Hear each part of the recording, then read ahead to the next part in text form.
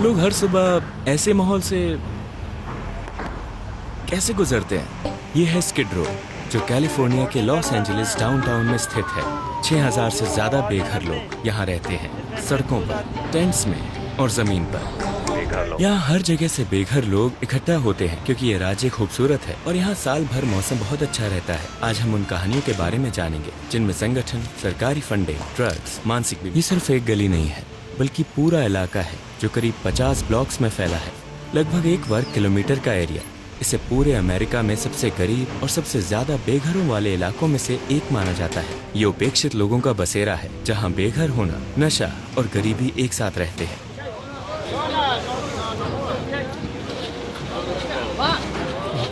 ये तो जैसे एक भूख की होड़ है, एकदम जानवरों जैसा व्यवहार लग रहा है। लोग ऐसे टूट पड़ते हैं जैसे उन्हें कई दिन से खाना ना मिला हो। ये पूरा माहौल ही अफरा तफरी का है। हाथ मारना, खींचना, झपटना, बस कुछ खाने को मिल जाए। इससे मुझे ये समझ आया कि लोग वाकई में इन बेघरों को क्या समझते हैं कि ये तो वैसे भी जानवर है, तो क्यों ना इन्हें वैसे ही रहने दो, क्यों ना इन्हें ऐसे ही बर्ताव करने दो। यहाँ जो लोग रहते हैं वो सब नशेड़ी नहीं है। हर किसी की अपनी एक कहानी है। कुछ लोग वॉर वेटरन हैं जिन्हें युद्ध के बाद कोई सहारा नहीं मिला। दूसरे विश्व युद्ध, कोरिया युद्ध या फिर वियतनाम युद्ध के बाद अब वो यहाँ आ गए हैं। कुछ ऐसे हैं जो जेल से छूटे हैं, लेकिन उनके पास कहीं जाने की जगह नहीं थी। कुछ को नौकरी खोने या कर्ज में डूबने के बाद उनके घर से निकाल दिया गया। कुछ मानसिक बीमारी से जूझते हैं और उन्हें उनके परिवार या अस्पतालों ने छोड़ दिया। कुछ लोग यहाँ नई शुरुआत की उम्मीद लेकर आए, लेकिन अब इस कठोर हकीकत में फंसे हुए हैं और कई नशे के आदी हैं। यहाँ उनकी संख्या सबसे बड़ी है। यहाँ की हालत वाकई बुरी है। नशा, हिंसा, सब कुछ बहुत खराब है। यहाँ सब कुछ बुरा है और यहाँ छोटे बच्चे भी रहते हैं। और क्या आप इससे बाहर नहीं निकल पा रहे या आपको ऐसा रहना पसंद है? मैं अभी जेल से निकला हूँ। मैं कोशिश कर रहा हूँ कि मुझे होमलेस होटल प्रोग्राम में जगह मिल जाए, लेकिन आप बस यूँ जाकर उसमें अप्लाई नहीं कर सकते। वो लोग खुद ही कैंप से घूमते हैं और मैं कैंप में नहीं जाता। मेरे आसपास वैसे ही कई बेघर लोग हैं। मेरे पास खुद का टेंट और बाकी चीजें हैं। मैंने सब कुछ खुद सेटअप किया है। तो आपकी लाइफ पहले ठीक चल रही थी, लेकिन ठीक ठाक थी, बहुत अच्छी नहीं थी। मैं कुक हूँ, हमेशा से कुक ही रहा हूँ। मेरा एक आखिरी सवाल है, ये जो बेघर होने के हालात है ये इतने बुरे कैसे हो गए? और अगर आप इसे सुधार सकते तो आप क्या करते? मैं लगभग 2 महीने तक यहीं इसी जगह पर ड्रग्स बेचता था, 24 घंटे लगातार। ये जो सामने पुलिस स्टेशन है, मेरे लिए ड्रग्स बेचने की यही सबसे सेफ जगह थी। हाँ सच में, मैं यहीं क्रिस्टल ड्रग्स बेचा करता था, दिन के 24 घंटे। तो क्या आप अभी भी बेघर हैं या पहले थे? मैं पहले बेघर था, अभी मुझे अपना अपार्टमेंट मिला। तो आप इससे बाहर कैसे निकले? मतलब आपने खुद कुछ किया? मैं थक चुका था, थक के जीने से थक गया था। तो अगर आप सड़क से बाहर निकलना चाहो तो निकल सकते हो। वाकई में सड़कों से निकल सकते हो, यहाँ रहना जरूरी नहीं है। वो जो ऊंची सी बिल्डिंग है ना, वहाँ सामने उसके अंदर जाओ, 90 महीने का एक प्रोग्राम करो और फिर वो लोग तुम्हें पीछे वाली बिल्डिंग में शिफ्ट कर देंगे। तो लोग फिर भी नहीं जाते? नहीं, यही तो बता रहा हूँ मैं। अब तुम मेरी बात समझ रहे हो। सिर्फ किसी का शरीर, वो क्या कर रहे हैं और वो कैसे दिखते हैं ये मत देखो। यहाँ सब कुछ है भाई, सब माइंड सेट है। अगर तुम अभी किसी को भी पकड़ लो, कोई भी इंसान, और उनसे कहो पता है मैं तुम्हारे साथ हूँ, और दिमाग में सोचो अब मैं इसे ले जाऊंगा, इसे नहलाऊंगा, इसके लिए खाना लाऊंगा, कुछ खिलाऊंगा, फिर इसे किसी रहने की जगह पर रखूंगा। लेकिन अगर आप 1 हफ्ते बाद वापस लाएंगे तो उस अपार्टमेंट के बीचों बीच शायद फिर से एक टेंट होगा। ये सब दिमाग का खेल है। देखो, हर कोई किसी की जिंदगी संवारने और इसे यहाँ लाने की कोशिश कर रहा है। ठीक है, धन्यवाद। लेकिन जिन लोगों को आप वहाँ रहने भेजते हैं उनमें से ज्यादातर किराया नहीं दे पाते और फिर वापस बाहर आ जाते हैं। सोचिए, सिर्फ नहाने के लिए इन्होंने फायर पंप तोड़ दिया। लेकिन असली सवाल ये है, क्या ये ऑर्गेनाइजेशन समस्या का हल है या जैसा कुछ लोग कहते हैं ये खुद ही समस्या है? वीडियो के अंत तक जरूर बने रहिए। हम उस सबसे बड़ी ऑर्गेनाइजेशन से बात करेंगे जिसे सीधे अमेरिकी सरकार से फंडिंग मिलती है। तो आप कितने सालों से यहाँ बेघर हैं? करीब 15 महीने हो गए। 15 महीने? क्या कोई है जो आपको सड़क से निकालने में मदद कर रहा हो? मैंने हाउसिंग के लिए कुछ फॉर्म भरे हैं, लेकिन मैं उसके लिए एलिजिबल नहीं हूँ। ये सब काम और बेरोजगारी से जुड़ा है। सच में? हाँ, और इस वजह से मैं पिछले 15 महीनों से यहाँ फंसी हुई हूँ। तो आप यहीं फंस गई। ये कैथरीन है, ये पिछले 15 महीनों से बेघर होकर यहाँ रह रही हैं। ये घर चाहती है लेकिन मिल नहीं रहा, लेकिन इन्होंने अप्लाई किया है। अब मैं एक सीधा सवाल पूछूंगा, क्या आपको यहाँ सुरक्षित महसूस होता है? कभी कभी, हमेशा नहीं।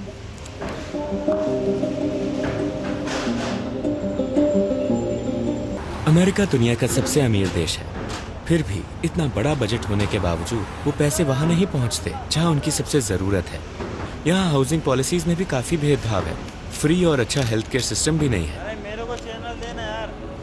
और कैपिटलिस्ट सिस्टम इतना ताकतवर है कि जो कमज़ोर हैं वो पीछे छूट जाते हैं। देखिए यहाँ कितने टेंट्स लगे हैं। और एक बात साफ दिखती है, यहाँ ज्यादा उम्मीद नहीं बची है। कई लोग कैलिफोर्निया आते हैं और यहीं फंस जाते हैं, फिर यहीं मर जाते हैं। तो उम्मीद बहुत कम है। बदकिस्मती से मदद भी उतनी नहीं मिलती। जैसा कि आप देख सकते हैं, यहाँ लोगों की लाइन है। ये लोग मिशन के बाहर हैं, उम्मीद कर रहे हैं कि आज रात अंदर जगह और खाना मिल जाए। कुल मिलाकर ये एक असली संकट है। अपने आसपास देखिए, यहाँ ज्यादातर लोग मेंटल हेल्थ से जूझ रहे हैं और खुद से किसी शेल्टर में अप्लाई नहीं कर पाते। तो यहीं से ये सब शुरू हुआ। अब लोगों को इन हाउसिंग में रखने से सरकार को ज्यादा फायदा होता है और अब हमारे पास कई ऑप्शंस हैं, जहाँ आप कोई नॉन प्रॉफिट ऑर्गेनाइजेशन बना सकते हैं जो असल में कॉर्पोरेशन ही है।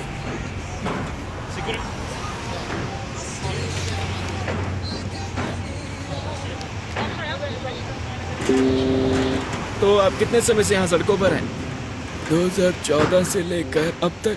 ये दुखद है लेकिन सच है। कुछ लोग यही चाहते हैं, जब आपको मुफ्त पैसा मिले, मुफ्त खाना मिले और कोई आपको कुछ ना कहे। और आप जी रहे हैं एक अच्छे मौसम में, हरियाली में, आरामदेह जगहों पर। तो फिर कोई क्यों चाहेगा कि वो बेघर ना रहे? और एक और बड़ी समस्या है जिसके बारे में कोई बात नहीं करता। इन बेघरों के बीच कुछ बेहद खतरनाक अपराधी भी हैं। वो जानबूझकर बेघर बने हुए हैं ताकि उन्हें ना कोई पता देना पड़े, ना नाम, ना आईडी, कुछ नहीं। तुम यहाँ कब से हो? लगभग 1 साल हो गया। क्या कहा? इससे पहले क्या कर रहे थे? मैं जेल में था। वो कार देख रहे हो? उसमें एक यंग कपल बैठा है BMW में। वो लोग कार के अंदर ड्रग्स ले रहे हैं। हाँ, यहीं से उन्हें ड्रग्स मिलते हैं। इन्होंने ये जगह क्यों चुनी? क्योंकि यहाँ सब कुछ टॉलरेंट है। इस जगह उन्हें कोई रोकेगा नहीं। ये जगह अमीर बच्चों के लिए है जो अपनी मम्मी पापा से भागकर यहाँ आते हैं और कैलिफोर्निया में उतरते ही क्रिस्टल मैच पीना शुरू कर देते हैं। ये एक पुलिस स्टेशन है। ये चारों तरफ से बेघर लोगों, ड्रग यूजर्स, अपराध और अफरा तफरी से घिरा हुआ है। इस कम्युनिटी में एक तरह की अराजकता फैली हुई है।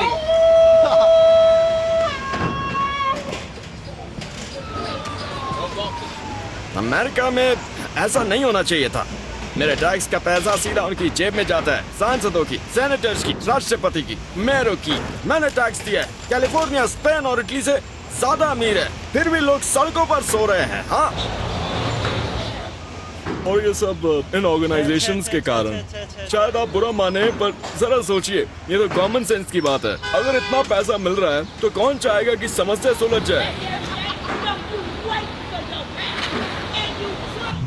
अब हम एक ऑर्गेनाइजेशन से मिलने जा रहे हैं। हाँ, ये लॉस एंजलिस की सबसे बड़ी बेघर लोगों की नॉन प्रॉफिट ऑर्गेनाइजेशंस में से एक है। हम जानना चाहते हैं कि ये संकट इतना बड़ा क्यों है। लोग हर सुबह ऐसे माहौल से कैसे गुजरते हैं? क्या ये खुला? यही वो ऑर्गेनाइजेशन है। अब हम इसे समझने के लिए अंदर जा रहे हैं। हमें अंदर शूट करने की इजाजत मिल गई है।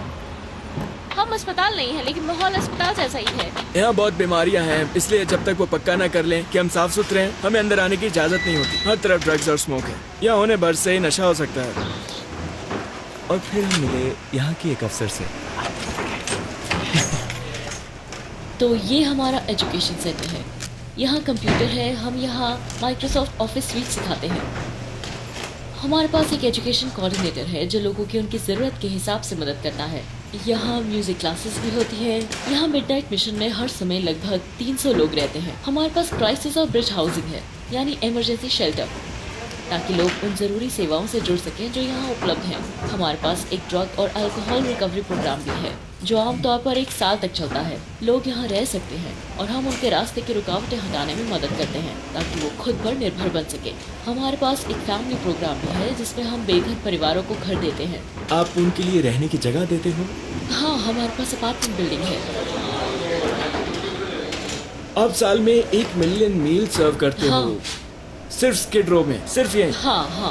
और कुछ लोग सोचते हैं कि हम बेघर लोगों को इन सुविधाओं के जरिए और ज्यादा सहारा देते हैं, जिससे वो स्थिति में बदलाव नहीं लाते। लेकिन देखिए, हमारी बिल्डिंग की पहली मंजिल किसी भी आदमी, औरत या बच्चे के लिए खुली है, बिल्कुल फ्री। भले ही लोग बेघर हैं, लेकिन उन्हें खाना, रहने की जगह और कपड़े मिलने चाहिए। सड़क पर जो कोई भी हो यहाँ आ सकता है? कोई भी। और असल में यहाँ जो खाना खा रहे हैं वो सिर्फ बेघर लोग नहीं हैं। इनमें वो लोग भी हैं जो इस कम्युनिटी में रहते हैं, जिन्हें हम करीब बेघर कह सकते हैं। उनके पास नौकरी होती है, अपना अपार्टमेंट होता है, ये लोग बिल्स भरते हैं, लेकिन सिर्फ खाना ही बहुत महंगा पड़ता है। यहाँ एक बार्बर शॉप भी है जो वॉलंटियर्स चलाते हैं। महिलाओं के लिए शेल्टर। स्किड रो में महिलाओं के लिए ये पहला शेल्टर था। हम सिर्फ सरकार की फंडिंग पर निर्भर नहीं है। हाँ, थोड़ा फंड लेते हैं, लेकिन हमारा असली फोकस लोगों की मदद पर है, पैसों पर नहीं। पता नहीं क्यों, लेकिन अभी सड़कों का माहौल कुछ टेंशन वाला लग रहा है। मुझे लगता है अगर आप इस पूरी समस्या की जड़ में जाएं, तो बेघरपन की असली वजह है अकेलापन। ये कम्युनिटी और परिवार से जुड़ाव का टूट जाना है। क्या इसका कोई असली हल नहीं है? मुझे नहीं लगता कि इसे हमेशा के लिए खत्म किया जा सकता है, लेकिन हाँ, हमें ज्यादा सेवाओं की जरूरत है। कोई एक चीज इसे ठीक नहीं कर सकती, बस हमें और ज्यादा करना होगा, क्योंकि हर दिन बेघर होने वालों की संख्या घर पाने वालों से ज्यादा है। सिस्टम काम नहीं कर रहा है। सस्ता housing system, mental health care system और जेल सिस्टम। आप बस $200 के साथ जेल से बाहर आते हो और किसी कोने में छोड़ दिए जाते हो। मतलब ठीक है, धन्यवाद। प्लीज अपनी पैंट पहन लीजिए। हाँ, ये लोग यहीं रहते हैं। इस फैसिलिटी में उन लोगों के लिए 300 बेड्स हैं जो ड्रग्स छोड़ना चाहते हैं। उन्होंने सड़कें छोड़ दी हैं और अब यहीं रह रहे हैं। ठीक है भाई, आपसे मिलकर अच्छा लगा। हमारा मकसद हमेशा यही होता है कि लोग फिर से अपने पैरों पर खड़े हो सके। तो यहाँ आने के लिए ड्रग्स छोड़नी पड़ती है? हाँ, और यहाँ कोई टॉलरेंस नहीं है, ठीक वैसा जैसा हमारा मेंस प्रोग्राम है, वहाँ भी 0 टॉलरेंस है। हम उस पल का इंतजार करते हैं जब किसी को अचानक समझ आ जाता है कि अब मुझे ऐसे और नहीं जीना। बस हम उन्हें अंदर ले लेते हैं और इसी वजह से हम यहाँ मौजूद हैं।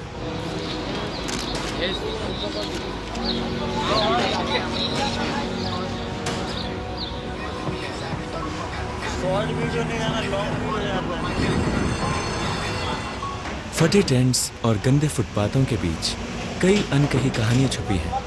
एक चमकते शहर के दिल में कुछ के लिए रोशनी बिना किसी आवाज के बुझ गई। तुम किसी और देश या शहर जाना नहीं चाहते? मैं तो चाहता हूँ किसी और ग्रह पर चला जाऊँ। किसी और ग्रह पर? जैसे तुम ये डॉक्यूमेंट्री बना रहे हो, मैं ये सब हर दिन करता हूँ, लेकिन बिना कैमरा के। ये समस्या इतनी बड़ी कैसे हो गई? किसकी गलती है और इसे सुलझाएं कैसे? किसी और को मत दोष दो, खुद को देखो, समझे? तुम खुद ही अपनी किस्मत के मालिक हो, समझे?